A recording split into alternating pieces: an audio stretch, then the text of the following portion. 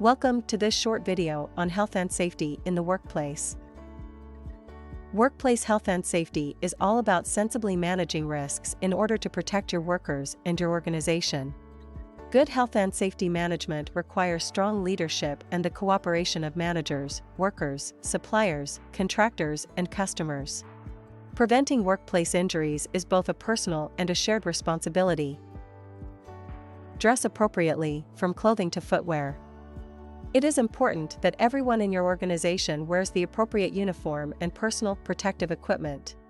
Wearing the correct uniform is not only important for ensuring your own safety, but it also shows that you take pride in your work. Take an attorney, for example. If you are the attorney representing someone in court, and you decide to show up in sweatpants and a t-shirt, no one will take you seriously. Your uniform says a lot about your pride and how you feel about your work. Not wearing your PPE can also be very dangerous. If, for example, you are a contract worker on site and there is machinery driving around with rubble, you can be in real danger of serious injury if you do not wear a hard hat to protect your head. Additionally, baggy clothing, hoodies, excessive jewelry, or caps can create potentially dangerous situations as these can get caught in machinery or prevent workers from safely performing their duties. Keep work areas neat and tidy. It is important to keep your workstation neat and clean. This includes the tools and equipment you use as well as the area around your desk. If you work with tools and equipment, it is important to ensure that everything is neatly packed away. And if you do a lot of paperwork and use a computer or other devices, you should still ensure that your desk and paperwork is neat and that there are not any wires laying around that can cause someone to trip. Keeping your workstation or desk neat not only shows that you take pride in your work, but also helps to prevent accidents and injuries. Follow the rules. When it comes to health and safety, rules are there for everyone's protection and should be followed. Property damage, fires, and other disasters occur when people don't follow the rules. Some examples include not wearing hard hats while working on a construction site, not keeping machinery, stairs, ladders, or walkways clear, and using machinery when there are pedestrians nearby. Rules in the workplace are set in place for employees and employer safety. It is your responsibility to follow these rules in order to keep yourself and your team members safe and to prevent disciplinary measures, like warnings or even dismissal. Following rules also show your leaders, managers, and team members that you respect them and the rules that have been set in the workplace. Report workplace accidents or safety incidents. When an accident or safety incident occurs, be sure to take note of the details. What happened? Who was involved? What was the cause? When can you investigate the incident? Who should you involve in the investigation, and what should they do? Then, once you've collected enough information, take action. Depending on the incident and your organization's protocol, you could call an ambulance, notify emergency services, or call your supervisor or team members for help. If the incident involves injuries or a threat to public or worker safety, call emergency services. You also have a legal and ethical obligation to report an incident to your supervisor or work authorities as soon as possible. When doing so, it is important to report the incident as accurately as possible. While you don't want to exaggerate or unnecessarily alarm your coworkers, you do want to ensure that safety is prioritized and that a hazard is addressed as soon and as efficiently as possible. Reporting accidents and incidents can also assist in preventing future incidents. Know and follow emergency procedures. It is important to be familiar with your organization's emergency plan and procedures. In an emergency situation, you need to know important details like who to contact, what to do next, and where to find the fire alarm panel or emergency exit. Practice your emergency plan regularly and make sure that you know what steps should be followed in case of an emergency, like a flood, a fire, or even an explosion. Every organization also needs to have an emergency kit, and employees need to know where to find the emergency kit and how to use it. An emergency kit should contain a first aid kit, a telephone, a flashlight, battery-operated radio, and other essential items that you would need in a serious emergency. Get your workers involved in risk assessments. Risk assessment involves looking at the likelihood of a hazard occurring and the consequences if it does occur. It is not so much about the risk of incidents occurring, as it is about the potential accidents and injuries that can result from these risks. Risk assessment is a complex and often difficult process that should start with management's full support. The process should be conducted by those with the skills to do so, such as occupational health and safety specialists, in order to ensure the most reliable information is obtained. Risk assessment is a continuous process and therefore is never truly complete.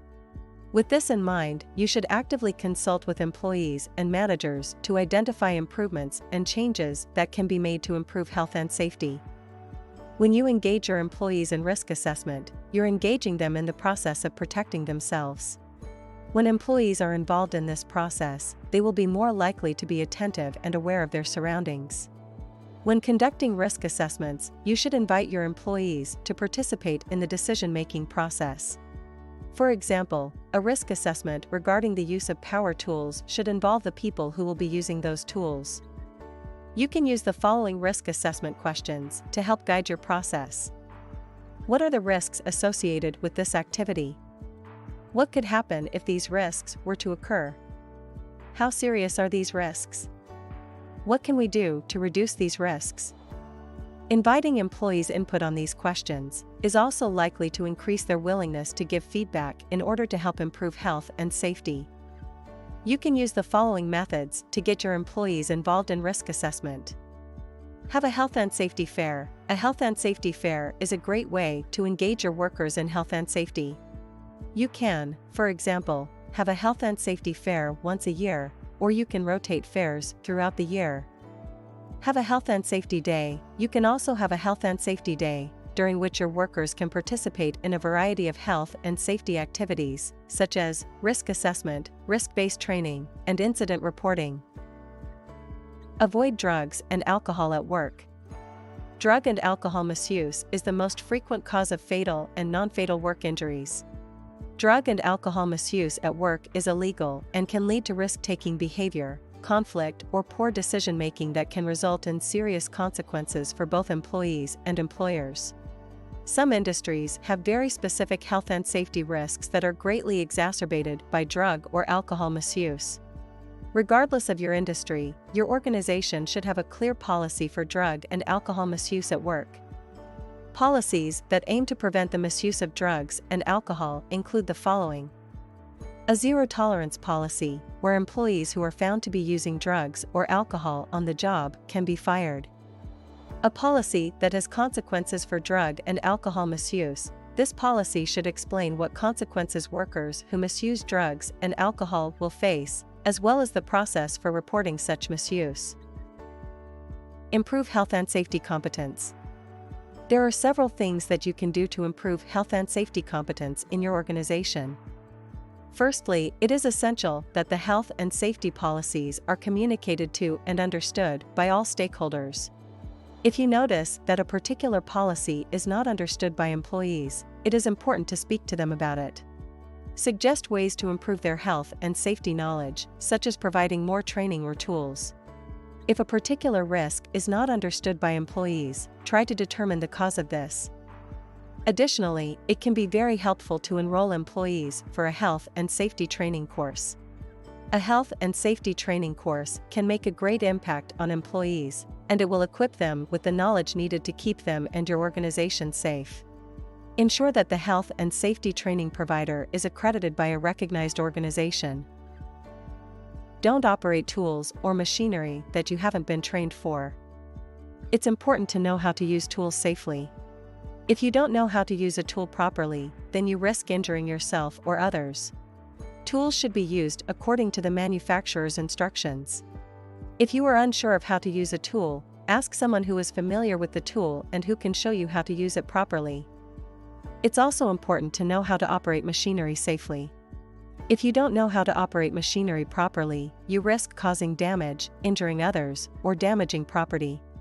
Operate machinery in a safe manner and follow the manufacturer's instructions. Ensure that when you do operate machinery, for example a forklift, that you do have a forklift driver's permit. Another situation that often pops up in the workplace is ladders. Avoid operating a ladder when there are people on a nearby work platform. Some machinery and tools may need to be maintained and operated by a specialist. For example, a tradesperson may need to operate a power tool if they are qualified to do so. If you are unclear which tasks are suitable to be performed by non-specialists, ask the person responsible for the machine. Health and safety is a dynamic process in the workplace that aims to manage risks and protect your employees and your organization. Health and safety in the workplace is a joint and continuous responsibility of both employers and employees. Thank you for watching this video on health and safety in the workplace.